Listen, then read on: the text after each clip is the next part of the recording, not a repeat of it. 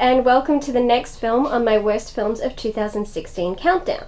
Today I discuss Paranormal Activity, The Ghost Dimension.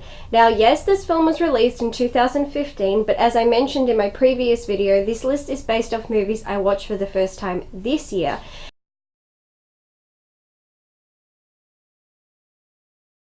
And as I hate the Paranormal Activity series, I put off watching this one for as long as I could, but let's get what I had to say about it. There is a phrase I like to say when I come across something so horrible it shouldn't exist, and that's kill it with fire. In fact, it's part of my rating system for my written reviews and how I determined what films make it on this worst list. Anything that got that rating is being discussed on this channel. Kill it with fire was something I was saying over and over in my head through every moment of this film. I don't know how they managed it, I truly don't, but they managed to make this film even more shit than every other film in the series. I'm not sure whether I should praise the writers for such efforts or send them hate mail for creating one of the biggest insults to the horror genre. Let's start with the fact that they have escalated the use of special effects by going from 0 to 1,000, one of the worst decisions they could have made, aside from making yet another movie. The effects used to create the demon's non-corporeal form reminded me of a combination of the scene in Species when she cocoons herself and the moments in Harry Potter and the Half-Blood Prince where Professor Dumbledore takes Harry on a journey through his pensieve. How the f*** do you even come up with such a combination? Would have been smarter to keep him invisible, instead we get this black river of tar shaped thing. Compared to this, the first film was fantastic. I detest the whole world of found footage horror. It, honest to God, does my head in, but in some films it works. The Blair Witch Project, the original of course, made perfect sense. Bunch of people making a documentary, of course they'd have a camera. Paranormal Activity, okay, I can rationalize this. Dude gets a new toy, so he plays with it, house appears haunted, let's try and get proof with my new toy, makes sense. But this? Hell no! Why the f*** are all these people living their lives through camera lenses? Said by the woman recording herself for YouTube. Can't even have an intimate conversation without sticking a camera in their partner's face.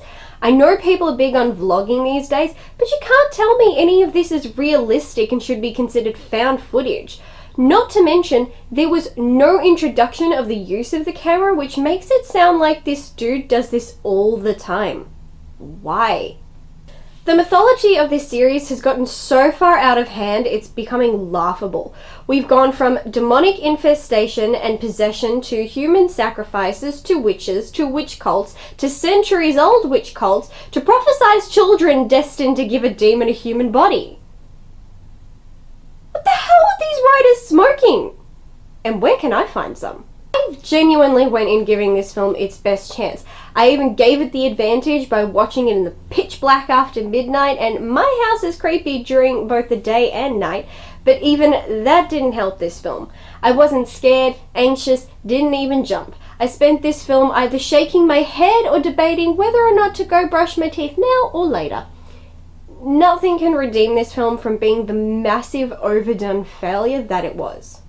I do, however, try, even in impossible circumstances, to give at least one positive comment, and by some miracle I have one. During the film, the priest's initial explanation of demons and how they operate was not Hollywood made-up facts for effect, but an actual real fact, which impressed me. These films, which don't have a single realistic thing about them, actually said something real. I'm shocked! But that did not save this film. Not by a long shot. This film should not have been made. The 3 films before it should not have been made. If they are considering making a 6th, don't. And someone please go find every single copy of these films and burn them. I have not forgotten my promise to do more shout outs, which is why today's shout out goes to the FilmRascal Show. This dude is awesome, pretty funny too.